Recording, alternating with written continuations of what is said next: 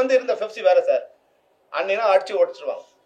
இன்னைக்கு நாங்க வந்து அமைதிப்படுத்தி வச்சிருக்கோம். அன்னைக்கு இருந்த இது வந்து என்னன்னா அவங்க எதை பத்தியும் கவலைப்பட மாட்டாங்க. இப்ப நாங்க அவங்களை எல்லாரும் ஜனநாயகப்படுத்தி அந்த வன்முறையெல்லாம் இருக்கக்கூடாது அப்படிங்கறத நான் வந்து அவங்களை எல்லாரும் வந்து ஒரு அமைதிப்படுத்தி இப்பதான் வந்து ஒரு இப்ப பாருங்க முந்தானத்து வரைக்கும் ஆள் இல்ல. இப்போ அடுத்த லெவல் வந்துருக்கு. இப்போ ஷூட்டிங் 2-3 ஷூட்டிங்ல போய் தள்ளு நடந்திருக்கு. அது வந்திருக்கு. இப்போ வெளியே இப்போ வீடியோ அனுப்புறாங்க. இப்போ இது மாதிரி வருது. நம்ம அவங்க கூட்டு அட்வைஸ் பண்றோம். இது மாதிரி எதுவும் நம்ம சைடு வரக்கூடாது. கொஞ்ச நாள் மிஸ்டேக் ஆனாலும் பரவாயில்ல, நம்ம சைடு வரக்கூடாது. அப்போ நம்ம கண்ட்ரோல் பண்றோம். போன மாசம் ஒரு பிரச்சனையை சொன்னாங்க, என்ன காரணம்னு. 15 நாளுக்கு முன்னாடி ஒரு பிரச்சனையை சொன்னாங்க, என்ன காரணம்னு. போன வாரம் ஒரு பிரச்சனையை சொன்னாங்க, என்ன காரணம்னு. நேற்று முன்தினம் ஒன்று சொன்னாங்க, நேற்று ஒன்று சொல்றாங்க. அதனால உண்மையாவே விளக்கம் கொடுக்கறதுக்கு எங்களுக்கு வந்து ஒரு கடினமான சூழ்நிலை இருக்கு.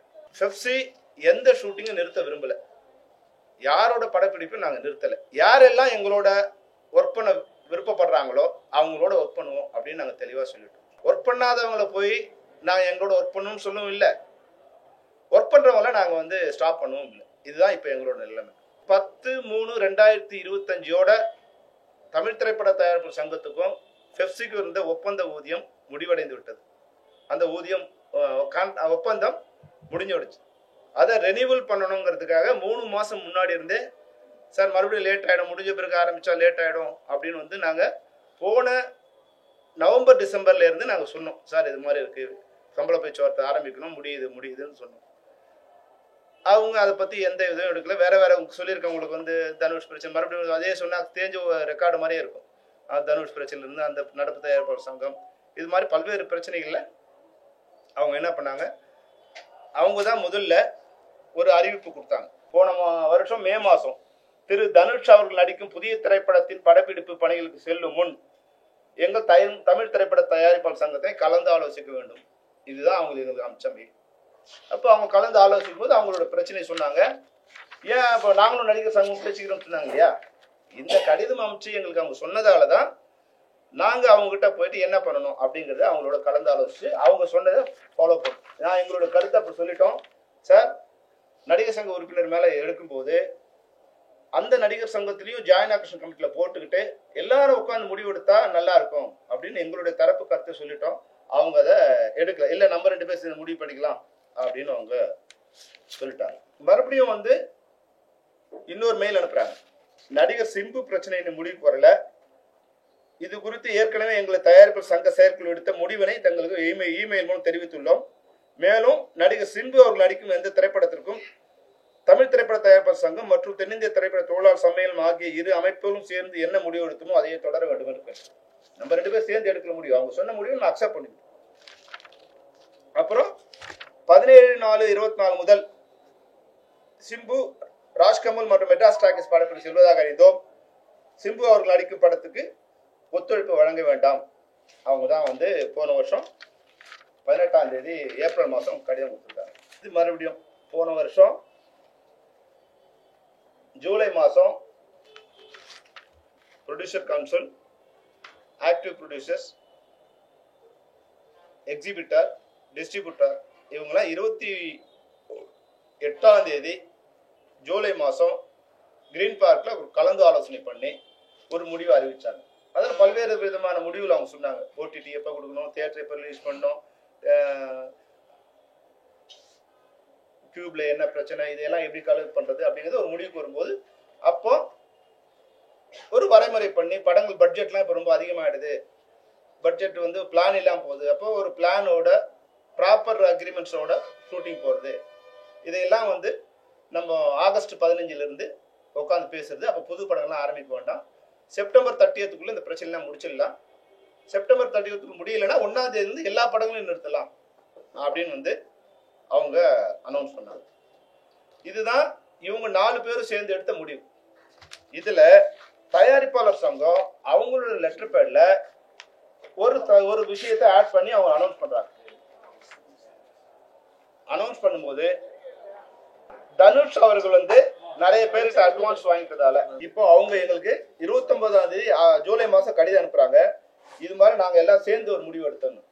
உடனே கவுன்சில் நடப்பு தயாரிப்பாளர் சங்கத்துல இருந்தோம், எக்ஸிபிட்டர்ல இருந்தோம், நம்ம பேசாத ஒரு விஷயத்தை இதுல ஏன் ஆட் பண்ணீங்க, நம்ம எந்த ஒரு நடிகரையும் இதுல வந்து கொண்டு வரல, நம்ம பொதுவானதான் சொல்லணும் தவிர இதுல ஏன் தனுஷை நீங்க கூட்டு வந்தீங்க அப்படின்னு வந்து அவங்க அதுல இருந்து விலகிட்டாங்க. தயாரிப்பாளர் சங்கம் 4 பேர் சேர்ந்து எடுத்த முடிவு லெட்டர்ல அவங்க எழுதி கொடுத்த விஷயத்துல தனுஷ் அவர் வந்து அட்வான்ஸ் வாங்கியிருக்காரு, அவருக்கு வந்து ஒத்துழைப்பு கொடுக்க கூடாது. அவங்க தான் முதல்ல இந்த பிரச்சனையை ஆரம்பிக்கிறாங்க. இது நாங்க இல்ல, அவங்களோட லெட்டர்ல 29 ஜூலைல அவங்க ஆரம்பிக்கிறாங்க. இது என்னன்னா அதுல வந்து செக்ரட்டரியா இருக்க திரு கதிரேசன் அவர்களோட பிரச்சனை இதுல சேர்த்து ஆகணும்னு அவங்களே டிசைட் பண்ணி அவங்க ஆட் பண்றாங்க. அங்கதான் மொத்த பிரச்சனை ஆரம்பிக்குது. இது வந்து ஃபிப்சியோ இல்ல ஆக்டிவ் ப்ரொடியூசர்ஸோ இல்ல எக்ஸிபியூட்டாரோ டிஸ்ட்ரிபியூட்டாரோ காரணம் இல்லை. அவங்க ஆட் பண்ணதால அவங்க அதுல இருந்து ரிலீவ் ஆயிடுறாங்க. இது வந்து ஒரு தனிப்பட்ட இதுவா இருக்கு, அந்த பிரச்சனை நாங்க வரல. மொத்தமா எல்லாத்தையும் சரி பண்ணிட்டு யார் யார் அட்வான்ஸ் வாங்கியிருக்காங்களோ அவங்க எல்லாருக்கும் சேர்ந்து ஒரு முடிவு பண்ணலாமே தவிர ஒரு தனிப்பட்ட நடிகர் மேல எடுக்கக்கூடாது. இதை ஆட் பண்ணதால நடிகர் சங்கம் இதுல இருந்து நமக்கு ரிவர்ஸ் ஆனாங்க. ஏன் இது மாதிரி வந்து நீங்க பேப்பர்ல அனௌன்ஸ் பண்ணீங்க, என்கிட்ட பேசாம எப்படி பண்ணீங்க அப்படின்னு நடிகர் சங்கம் பிரச்சனை ரிவர்ஸ் ஆனாங்க. இதுதான் மெயின் பிரச்சனை ஆரம்பிச்சிருக்காங்க. அப்புறம் இந்த பிரச்சனை வந்த பிறகு ஆகஸ்ட் 2ஆம் தேதி அவங்க எங்களை கூப்பிட்டு பேசுறாங்க. இது போல வந்து நாங்களாம் ஒரு முடிவு எடுத்திருக்கோம். அப்ப நடிகர் சங்கம் வராங்க.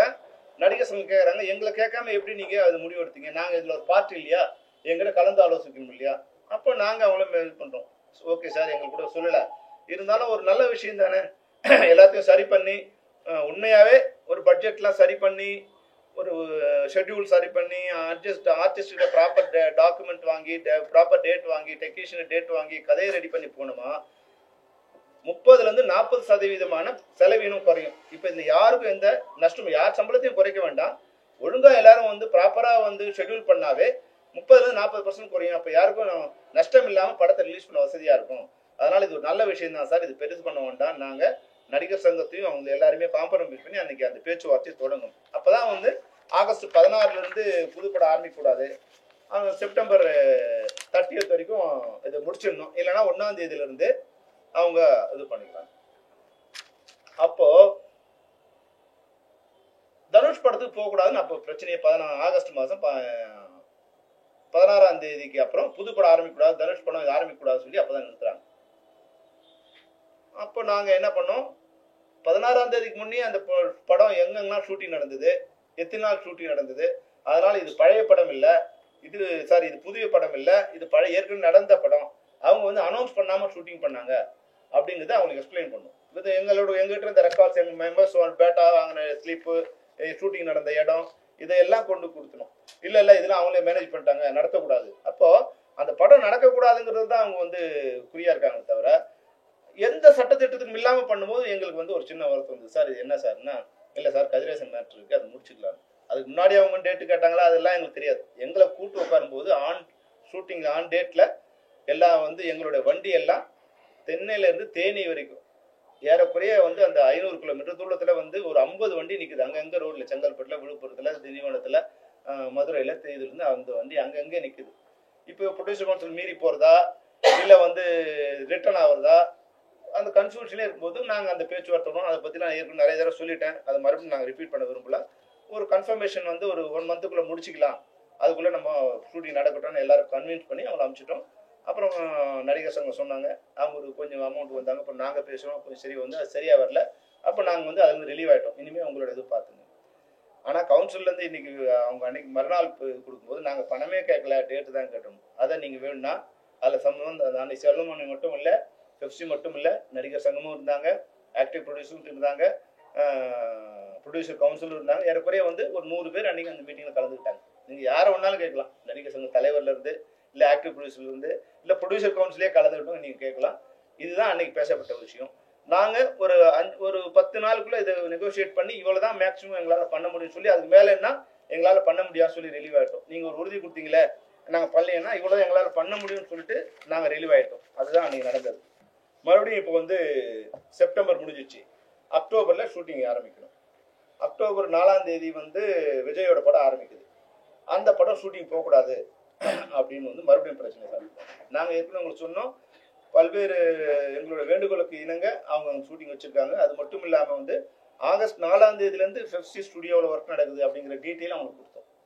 இதெல்லாம் கொடுத்து இந்த ஆகஸ்ட் 16 பேர் தான் நீங்கள் ஆரம்பிக்கக்கூடாது, ஆகஸ்ட் 4ஆம் தேதியிலேருந்து இந்த ஒர்க் நடந்துட்டு இருக்கு, ஏறக்குறைய 500 பேர் அங்கே ஒர்க் பண்ணிட்டு இருக்காங்க அப்படிங்கிற டீட்டெயிலை எல்லாம் அவங்க கொடுத்து பேங்க்ல டிரான்ஸ்ஃபர் பண்ணது, அமௌண்ட் வந்து எப்போ அவங்க டிரான்ஸ்ஃபர் பண்ணாங்க, டெக்னீஷியன் எப்போ டிரான்ஸ்ஃபர் பண்ணாங்க, எல்லாத்தையும் கொடுத்து ரெக்வஸ்ட் பண்ணி எங்களுக்கும் அங்கே வந்து வேலை நடந்தால் நல்லது, இல்லாட்டி அவங்க வெளியே எங்கே போனாங்கன்னா எங்களோட மெம்பர்ஸுக்கு பாதிப்படுவாங்க ரெக்வஸ்ட் பண்ணி அந்த ஷூட்டிங்கை நீங்கள் ஆரம்பித்தோம்.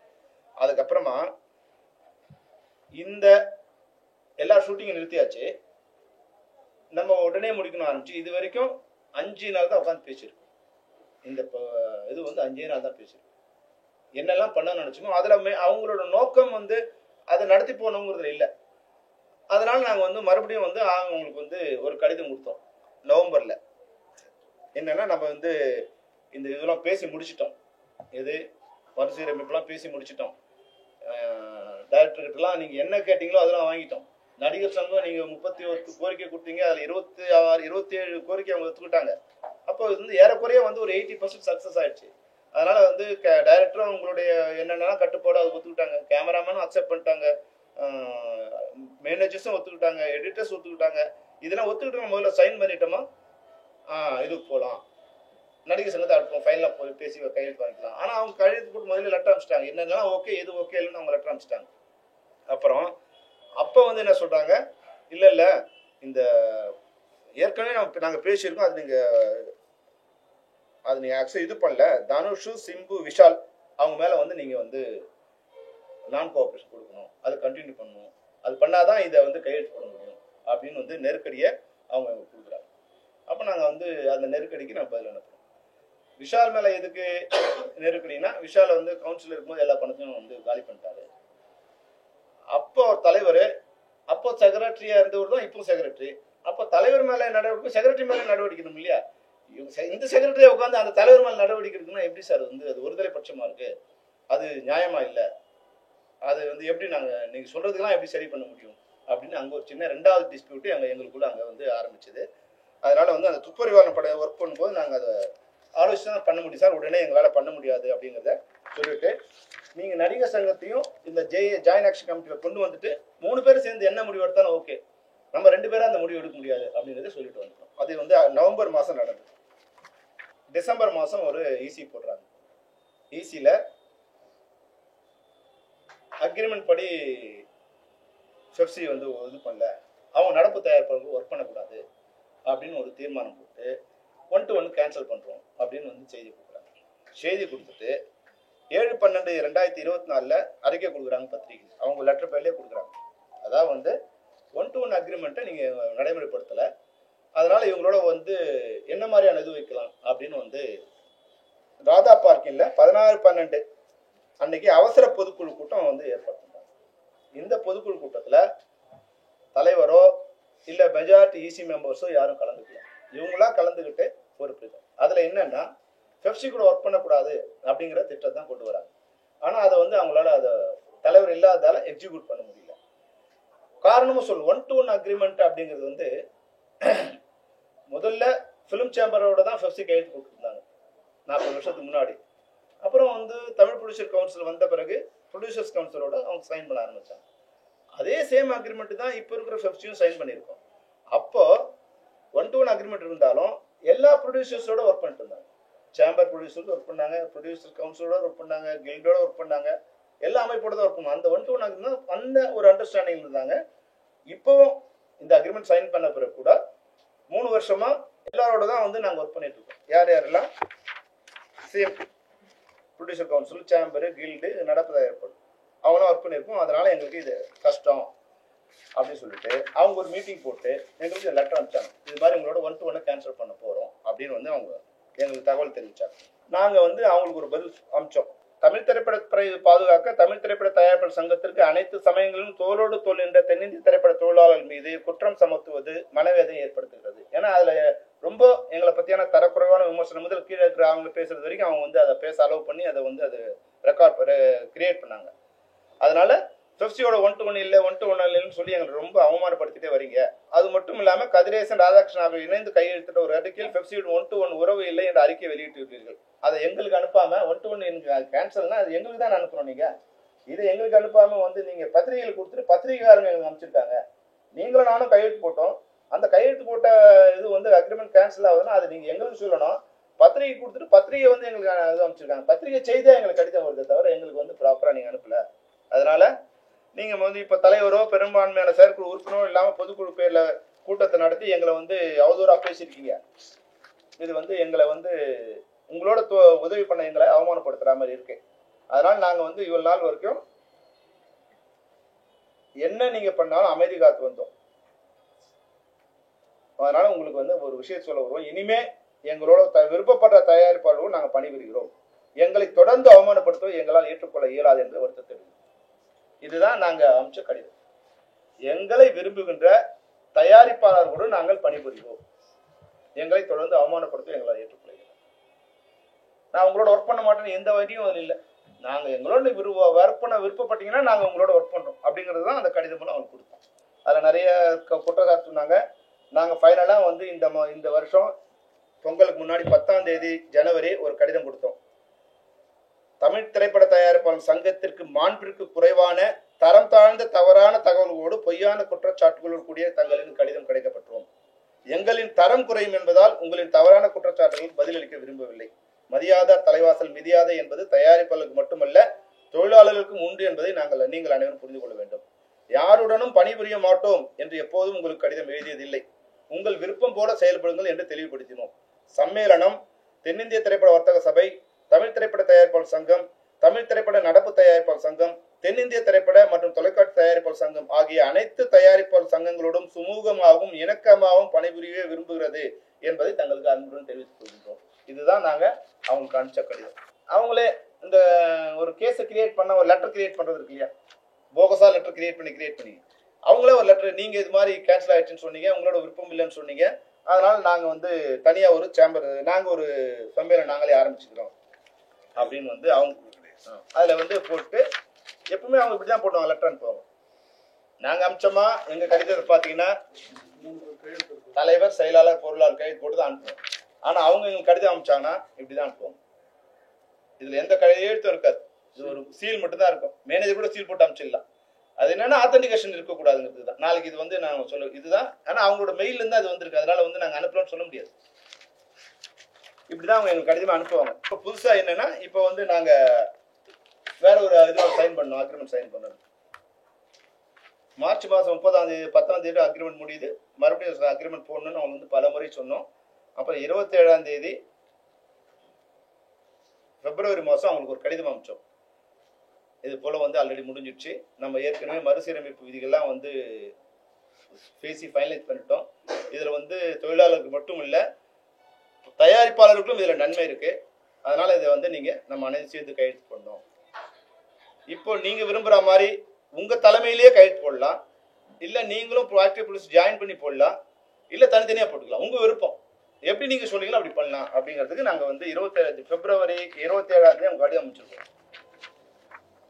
கடைசி வரியை மட்டும் அவங்களுக்கு படிச்சிடறேன். தயாரிப்பாளர் சங்க தலைமையிலோ, அதாவது அவங்க தான் தலைமை, அவங்க தான் சைன் பண்ணி, இப்போ எப்படி முன்னாடிலாம் சைன் பண்ணுமோ அது மாதிரி உங்க சங்க தலைமையிலேயோ அல்லது தமிழ் திரைப்பட தயாரிப்பாளர் சங்கம் மற்றும் தமிழ் திரைப்பட நடப்பு தயாரிப்பு சங்கம் ஆகிய அமைப்புகள் இணைந்தோ அல்லது தனித்தனியாகவோ கையெழுத்திடலாம் என்று தீர்மானிக்கப்பட்டது.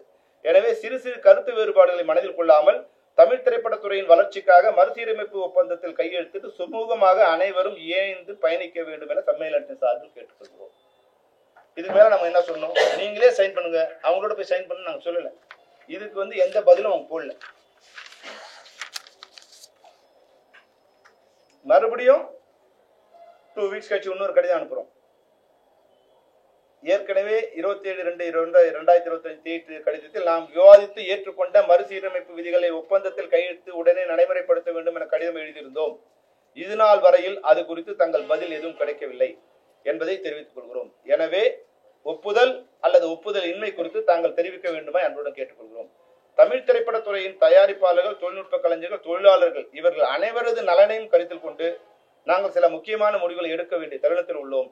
தங்களுடைய கருத்து மிகவும் முக்கியமானது என்பதால் தங்கள் கருத்தை தெரிவிக்குமாறு கேட்கிறோம். இதுக்கு அவங்க எந்த பதிலும் போடல.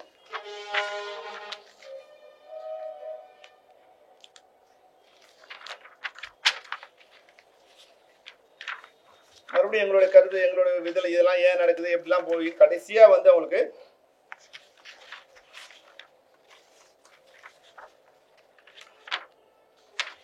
ஏப்ரல் 3ஆம் தேதி ஒரு கடிதம் போறோம். கடைசி கடிதம், எப்படி நம்ம சேர்ந்து பண்ண முடியும், என்னென்ன பிரச்சனை வந்தது, இது யார் மேலே வருத்த வேண்டாம், இதெல்லாம் மறந்துட்டு நம்ம ஒன்னா போடுவோம் அப்படின்னு வந்து அவங்களுக்கு சொல்லிட்டு நீங்க 7ஆம் தேதி வந்து விளம்பரம் இது ஆரம்பிக்கிறதா இருக்கீங்க.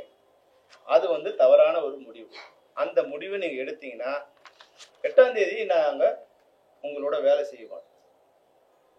7ஆம் தேதி நீங்க வந்து நாங்க வேணான்னு முடிவு எடுத்தீங்கன்னா நாங்க எங்களை யாரெல்லாம் விரும்புறாங்களோ அவங்களோட வேலை செய்வோம். உங்களோட வேலை செய்ய மாட்டோம்னு சொல்லல, அது உங்களோட விருப்பம். ஆனா 8ஆம் தேதி முதல் 7ஆம் தேதி நீங்க தனியா ஒரு ஃபெடரேஷன் ஆரம்பிச்சிட்டீங்கன்னா 8ஆம் தேதி முதல் ஆக்சுவலா ஒரு அக்ரிமெண்ட் கேன்சல் ஆயிடுச்சுன்னு சொல்றீங்க. அப்புறம் ப்ரொடியூசர் நான் ஒர்க் பண்ணும்போது எந்த அடிப்படையில் நான் அவங்களோட ஒர்க் பண்றது? சம்பளம் கேட்டா என்ன சொல்லுவாரு? யாரு போய் கேட்கறது?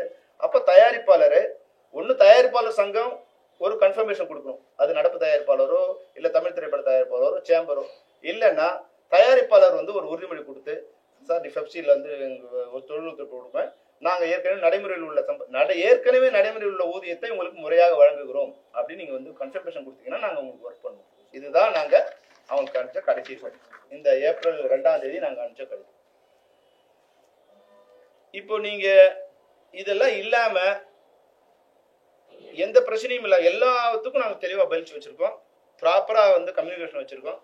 இப்போ வந்து முதல்ல ஒரு பிரச்சனை ஆரம்பிச்சு இன்னொரு பிரச்சனை கொண்டு வந்து இன்னொரு பிரச்சனை கொண்டு வந்து இன்னைக்கு நான் அவங்களோட கையெழுத்து போட்டாங்க, எங்க அக்ரிமெண்ட் கையெழுத்து போடல. இதை வந்து இன்னைக்கு இதெல்லாம் இவ்வளவு நாள் இல்லை, உங்ககிட்ட கையெழுத்து போடலான்னு சொல்லி நாங்க கேட்டு நீங்க எதுவும் பதிலும் இல்லாதப்பதான் அது கூட ஒப்பந்தம் கிடையாது. மறுசீரமைப்பு இதுல என்னென்னலாம் பட்ஜெட் எப்படி போடணும், எது மாதிரியான எங்களுக்கு அக்ரிமெண்ட் வேணும், ஏதாவது எங்களுக்கு வேணும் இல்லையா, ஒரு பேப்பர் எங்களுக்கு வேணும் இல்லையா, யாரோட நாங்க ஒர்க் பண்றது. அதனால அந்த அடிப்படையில அவங்களோட ஒரு லெட்டர் ஆஃப் அரேஞ்ச்மெண்ட் தான், அது கூட ஒப்பந்தம் கிடையாது. அதுல கூட வந்து இதை நாங்கள் தமிழ் திரைப்பட தயாரிப்பு சங்கத்தோடுவோம் கையெழுத்து போடுவோம் அப்படின்னு ஒரு இது வந்து நான் எக்ஸ்க்ளூசிவ் கிடையாது, நான் எக்ஸ்க்ளூசிவ். ஒரு நாள் நாளைக்கு மறுபடியும் இவங்கள மாதிரி அவங்க எங்களோட தகராறு பண்ணக்கூடாதுன்னு ஒரு தெளிவோட தான் நாங்கள் இந்த எம்ஓவில கூட லெட்டர் ஆஃப் அரேஞ்ச்மெண்ட் சைன் பண்ணோம். எங்களுக்கு ஒரு லாயர் நோட்டீஸ் அனுப்பிச்சிருக்காங்க. நாங்க எந்த இதுவும் ஆரம்பிக்கல. இப்ப ஆரம்பிக்கப்பட்டிருக்கிற தமிழ்நாடு திரைப்பட தொழிலாளர் கூட்டமைப்புக்கும் தமிழ் திரைப்பட தயாரிப்பாளர் சங்கத்துக்கும் எந்த சம்பந்தமும் இல்லை அப்படின்னு வந்து எங்களுக்கு ஒரு நோட்டீஸ் அனுப்பிச்சிருக்காங்க. லாயர் நோட்டீஸ் அனுப்புறாங்க. ஆமா, அபிஷியல் நோட்டீஸ் அவங்க இதுல கன்ஃபார்ம் லாயர் நோட்டீஸ் அனுப்பிச்சு அவங்க ஸ்டேட்மென்ட் தான். நீங்க பேசும்போது அவங்க என்ன சொன்னாங்கன்னா நாங்க தனியா ஆரம்பிக்கிறோம் அப்படிங்கறத அவங்க லாயர் இப்ப எங்களுக்கு நோட்டீஸ் அனுப்பிச்சிருக்காரு சார். என்னோட கிளையன்ட் தமிழ் ப்ரொடியூசர் கவுன்சில் சங்கத்துக்காக நாங்க வந்து அவங்களோட அபிஷியல் லாயர் கவுன்சிலோட அபிஷியல் லாயர் எங்களுக்கு அனுப்பிச்சிருக்காங்க. நாங்க வந்து எந்த விதமான சம்மேளனத்தையும் ஆரம்பிக்கல, தமிழ்நாடு ஆரம்பிக்கல, நீங்க யாரோ சில டெக்னீஷியன் சேர்ந்து அந்த இது ஆரம்பிச்சிருக்காங்க, அதுக்கு எங்களுக்கு கவுன்சிலுக்கும் அதுக்கு எந்த சம்பந்தமும் இல்லை. நீங்க எப்படி வந்து இது மாதிரி எங்க படத்தை நிறுத்த முடியும்? இது இது நாங்க இப்போ இது உண்மை நீங்க நினைச்சீங்கன்னா நாங்க சொல்றது பொய்ன்னு எடுத்துங்க. ஓபனா வந்து மீடியா முன்னால தான் அவங்களே வந்து பேட்டி கொடுத்தாங்க. அந்த மாதிரி வந்து மாணிக்கம் கீழ அந்த லாயர் நோட்டீஸ் அனுப்பிச்சாங்க, கிரிஜெட் வாங்கிட்டாங்க அவங்க. எங்களுக்கு நேத்து லாயர் நோட்டீஸ் அனுப்பிச்சிருக்காங்க சார். இதுதான் இப்ப வந்து அப்போ நீங்க அதுல இருந்து ஒரு உண்மையை புரிஞ்சுக்கணும். அவங்க வந்து ஏதோ ஒரு இப்போ வந்து என்னன்னா அவங்களுக்குள்ள ஒத்துமை இல்லை சார். நான் தெளிவா சொல்லணும்னா இதனோட மெயின் கருவா இருக்குது சகோதரர் கதிரேசன் தான்.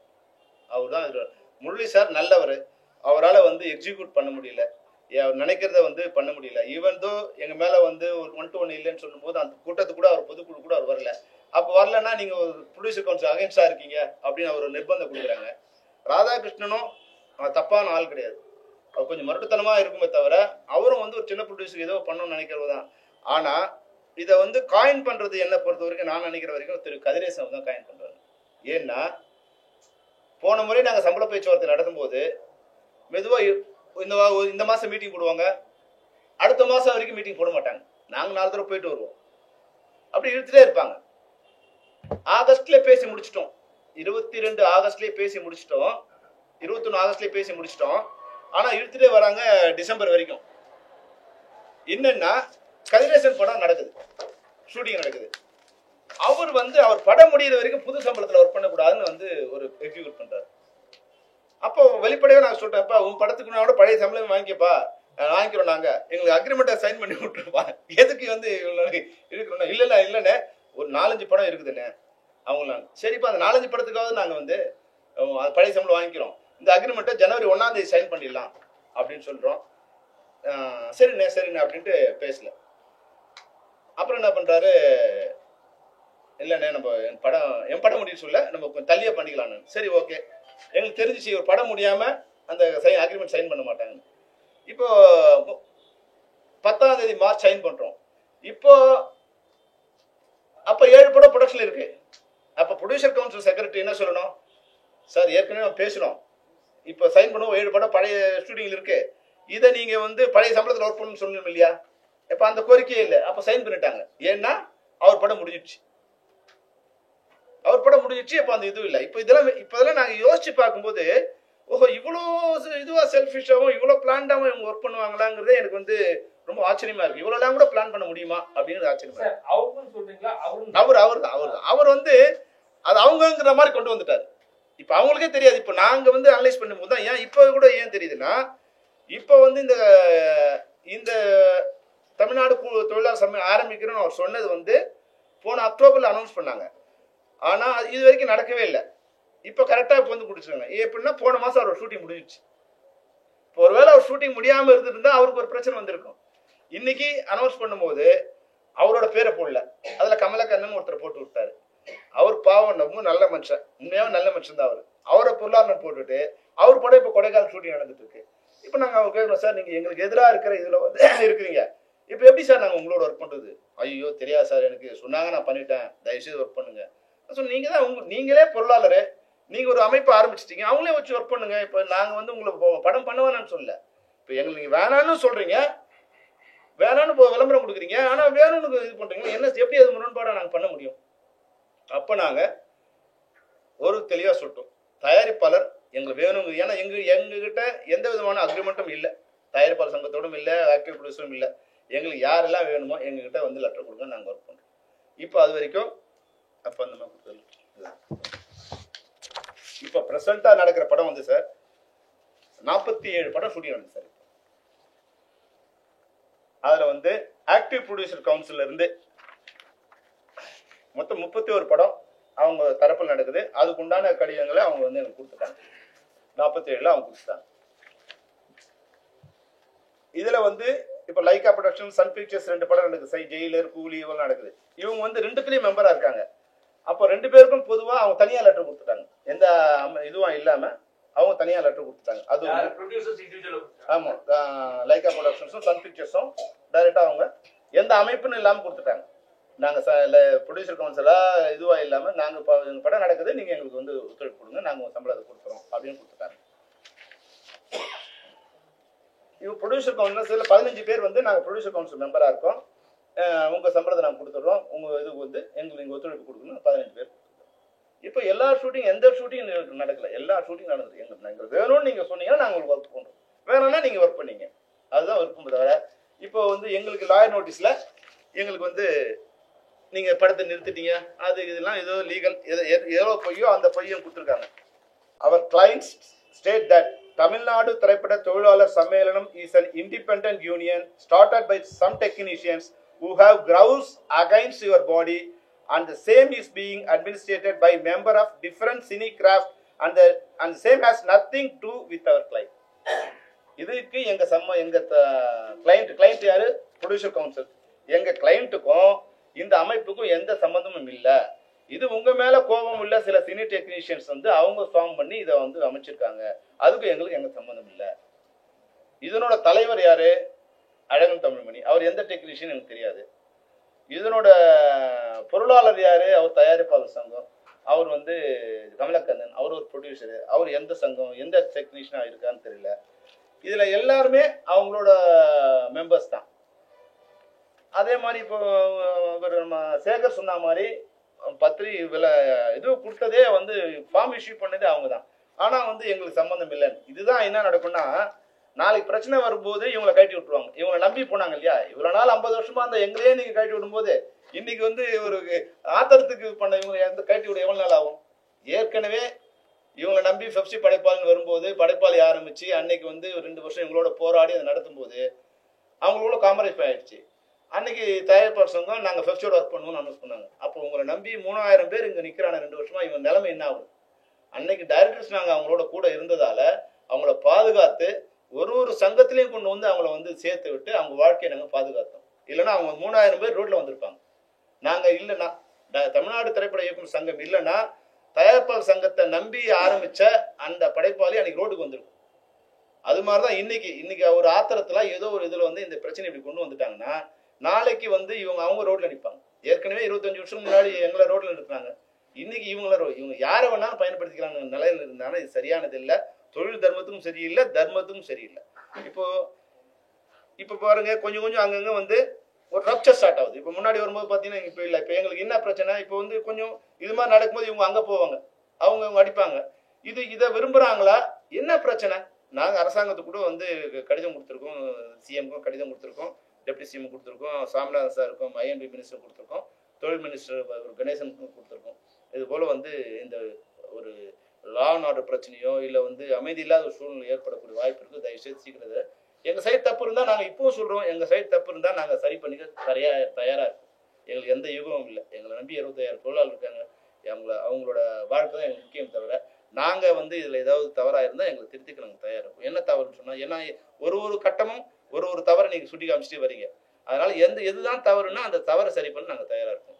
இப்போ என்ன பிரச்சனை, இப்போ வந்து எங்களாலுமே யோசிச்சு பாருங்க, இந்த 47 படங்கள்ல இப்போ 31 படங்கள் வேணுமா 15 படங்கள் வேணுமானுங்கிற முடிவு எடுக்க வேண்டிய கட்டாயத்தில் இப்போ நாங்கள் வந்து எங்களை நிறுத்துறாங்க. அப்போ நாங்கள் சொல்கிறோம், இது மாதிரி எங்களுக்கு இந்த கட்டாயத்துக்கு உங்களோட பிரச்சனை நீங்கள் தீர்த்துங்க, எங்களையே அந்த நிர்பந்தம் கொண்டு வரீங்க, நீங்களே பிடிச்சிங்க. இப்போ நீங்களா அவங்களாங்கிற இது வந்து எங்களால் சரி பண்ண முடியாது. அதை நீங்களே அப்போ அவங்களுக்கு சப்போர்ட் பண்ணாதீங்க. இதனோட ஆரிஜின் வந்து அங்கே தான். அதை சரி பண்ணாதான் சரி பண்ண முடியும். இது எங்களால் அவங்க சண்டை போட்டு அண்ணன் தம்பிங்களை நாங்கள் போய் சேர்க்க முடியாது. சொல்லலாம், நாங்கள் அண்ணன் தம்பிங்க அண்ணன் சேர்ந்துக்கலாம்னு சொல்லலாம். இன்னைக்கு எப்படி சொன்னாங்களோ, என் தனுஷ் படத்துக்கு நடிகர் சங்கம் தயாரிப்பாளர் சங்கம் தானே இது, நீங்கள் யார் உள்ள வந்ததுக்குன்னு. நாங்கள் எப்படி உள்ள வந்தோம், நீங்கள் தானே கடிதம் கூப்பிட்டு எங்களை உள்ள கூப்பிட்றீங்க. அன்னைக்கு உங்களுக்கு தேவைப்படும் போது கூப்பிடுவீங்க, தேவைப்படாமல் கழட்டி விட்டுட்டு இன்னைக்கு நாங்கள் நடிகர் சங்கத்துட்டு போவீங்கன்னு சொல்லுவீங்க. அது உங்க விருப்பம். சார், அந்த தனுஷ் படம் வந்து ஒத்துழைப்பு கொடுக்கலாம்னு சொன்னாங்க, அது எந்த படத்துக்கு சார்? வெந்து தணிந்தது காடு முதல் சார். ரெண்டாவது வந்து இப்போ வந்து மணி சார் படம் பண்றாங்க இல்லைங்களா, தக் லைஃப். அது வந்து வாய்மொழியா சொல்லிட்டாங்க. இட்லி கடைக்கு நிறுத்திட்டோம், வாய்மொழியா கொடுத்துட்டாங்க. இப்போ மெட்ராஸ் டாக்கீஸ் படம் வந்து தக் லைஃப்ல அந்த படத்துக்கு போகக்கூடாதுன்னு இப்போ எவ்வளோ பேரோட தான் நாங்கள் வந்து இது பண்ணோம். அவங்களே இப்போ மெட்ராஸ் டாக்கீஸ் அவங்களோட மெம்பரு, அவங்கள கூப்பிட்டு சார் இது மாதிரி சிம்பு படம் வச்சுருக்கு, இது முடிச்சுட்டு போங்கன்னு சொன்னால் அவங்க 2 பேரை பேசி முடிச்சுட்டு போயிடலாம். இப்போ நான் ஷூட்டிங் போகிறவங்கள அவங்க ஹைதராபாத் போகிறாங்க, அவங்கள ஷூட்டிங் நிறுத்தி நாங்கள் வந்து எங்கள் மெம்பர்லாம் திரும்பி வாங்க சொல்லி ஊருக்கே தெரிஞ்சு அது வந்து பத்திரிகையில் வந்து எவ்வளோதான் நாங்கள் போராடுறது. எல்லாருக்கும் எங்கள் மேலே கோவம் வருது இல்லை, ஏன் நிறுத்துறீங்கன்னு. நடிகர் சங்கத்து கூட நிறுத்த சொன்ன அவங்க மேலே கோவம் வராமல் வராத எங்கள் மேலே கோவம் வருது. சார், இதுதான் நிறைய ப்ரொடியூசர் வந்து அதர் ஸ்டேட்ல போய் படம் பண்றாங்களா? ஏதாவது ஒரு பிரச்சனை பண்ணிட்டே இருப்பாங்க. ஏன்னா ஒரு கன்வென்ஷனுக்கும் உங்களுக்கும் உள்ள பிரச்சனைய எங்களுக்கு பிரச்சனை இல்லப்பா. என்னன்னா தனிப்பட்ட முறையில சொல்றேன். எப்படி எங்களுக்கு தனிப்பட்ட முறையில சொல்ற விஷயமே வந்து நாங்க சொன்ன எதுவும் கேட்க மாட்டாங்க. இப்போ இவ்வளவு கேட்டிருக்கோம், நாங்க சொல்லிட்டோம் இல்லையா? நீங்க என்ன சொல்லி நாங்க 2 விஷயம் சொல்லிட்டோம் சார். ஒன்னு, ஆர்டிஸ்டுக்கு ரெட் போடும்போது நடிகர் சங்கத்தை கலந்து ஆலோசிச்சு போடணும், அப்பதான் நான் எக்ஸிக்யூட் பண்ணுவோம். ஒன்னு. ரெண்டாவது, அவங்களுக்கு ஒர்க் பண்ணாது, அந்த சங்கத்துக்கு ஒர்க் பண்ணாது, இந்த சங்கத்துக்கு ஒர்க் பண்ணாது சொல்ல முடியாது. ஏன்னா இப்ப எல்லாம் கலந்து பண்றீங்க. அதனால வந்து அதை எங்களால் நிறைவேற்ற முடியாது. நீங்களே வந்து கூப்பிட்டு பேச முடியும். இந்த 2 தவிர எந்த பிரச்சனையும் நாங்கள் வந்து அவங்களோட இது வந்து நாங்கள் மீறவே இல்லை. அவங்க போட்ட அக்ரிமெண்ட்ல எவ்வளவு அவங்க பண்ணலங்க சொன்னா வந்து இதுவாயிடும். தினசரி ஊதியத்தை தினசரி கொடுக்கணும். ஒன்று போட்டிருக்காங்க, தொழிலாளரோட வேர்வை நிலத்துல விழுந்து காயத்துக்கு முன்னாடி வந்து எங்க சம்பளத்தை நான் கொடுத்துருவோம், நீங்க கூட்டாமல் சேருங்கன்னு. அவன் ரத்தம் சுண்டி போய் சாகர அளவுக்கு பணம் வராத கொஞ்சம் பேர் இருக்காங்க. எல்லாரையும் நான் சொல்லல, கொஞ்சம் பேர் இருக்காங்க. அந்த போட்டவர் இருக்காரு, அது தலைவரா இருக்காரு இல்லையா, 3 வருஷம் ஆச்சு அவங்களுக்கு பணம் கொடுக்க வேண்டி. இவர் எப்படி அவரை நம்பி வரவங்க கொடுக்க போறாங்கன்னு தெரியாது. வாசகங்கள் வாட்ஸ்அப்ல போறது நல்லா இருக்கும், ஆனா செயல்முறையில வந்து செயல்படுத்தணும் இல்லையா? வந்து இப்போ நாங்க போராடி எங்க மேல என்ன உங்களுக்கும் வரும், சம்பளம் கேட்டோம் கொடுக்கலன்னு. உங்களையே நம்பி வரவங்க என்ன பண்ணுவீங்க? நீங்க உங்களுக்கு தொழிலாளர்கள் தேவையில்லை, உங்களுக்கு கொத்தடிமைகள் வேணும், சம்பளம் வாங்காம வேலை செய்யற தொழிலாளர்கள் வேணும். இதுதான் உங்களுடைய. சார், இப்ப 40 படத்துக்கு மேல நீங்க பண்ண போறீங்க, பண்ணிட்டு இருக்கீங்க. இப்ப வந்து அதிகமான சம்பளம் கேட்கறதுனால நிப்பாட்டாங்க. இப்ப நீங்க என்ன அதிகமான சம்பளம் கேட்பீங்க சார்? அதிகமான சம்பளமே இல்ல சார், அவங்க என்ன கையெழுத்து போட்டாங்களோ அந்த சம்பளம் தான் சார் கேட்கிறோம். அவங்க 2022ல மார்ச் 11ஆம் தேதி கையெழுத்து போட்டு என்ன சம்பளம் ஃபிக்ஸ் பண்ணாங்களோ அந்த சம்பளத்தை தான் இப்போ வாங்கிட்டு இருக்கோம். இது அதிக சம்பளம் வாங்கல, அது கூட்டியும் வாங்கல, குறைச்சும் வாங்கல, உடனே கொடுங்கன்னு கேட்குறோம். சார் இன்னைக்கு வேலை செஞ்சோமா இன்னைக்கு கூலி கொடுத்துருங்க. நீங்க வந்து சில பேர் 3 நாள் ஆகுது, சில பேர் 30 நாள் ஆகுது, சில பேர் 3 மாசம் ஆகுது. அது எங்களுக்கு ரொம்ப சிரமமா இருக்கு. அதுதான் மெயின் பிரச்சனையா வரும். Sir, Tamil film producers council இப்போ வந்து வக்கீல் நோட்டீஸ் கொடுத்தாங்க. இப்போ உங்க சைடுல இருந்து உங்க அட்வொகேட் யாரும் வந்து பதில் நோட்டீஸ் கொடுக்குறீங்க. நேத்து தான் வந்து என்ன கொடுக்க போறீங்க? இதுல வந்து உண்மையை கொடுக்க போறோம்.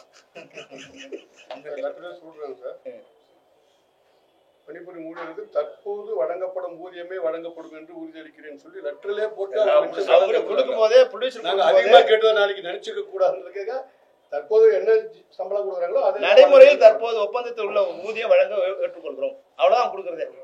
இப்ப நாங்க வந்து இப்ப உங்களுக்கு சொன்னதுதான் இப்ப அதுல சொல்ல போறோம். அப்படி நீங்க ஆரம்பிக்கலாம், ரொம்ப சந்தோஷம், ஒரு அனௌன்ஸ் பண்ணிடுங்க எங்களுக்கு சம்மந்தம் இல்லைன்னு. அப்ப எங்களோட அப்ப என்ன பிரச்சனை? ஏன் அப்ப நீங்க உங்களுக்கு பிரஸ் மீட் கொடுத்தோம் யார் சார்? அப்போ நான் என்னதான் சொல்றது? நான் என்ன சொன்னேன்னு கேட்பார்ல வந்து பாஷால உண்மையை சொன்னாரு. சப்போர்ட் இருக்கா சார்? இவ்வளவு பிரச்சனை போயிட்டு இருக்கு, இங்க எந்த முன்னணி ஹீரோவாரு என்னப்பா பிரச்சனை பண்றீங்க, என்ன ஆச்சு, யாரு? அதுதான் இப்ப தமிழ் சினிமாவோட சம்மந்தப்பட்டவங்க வருத்தப்படக்கூடாது.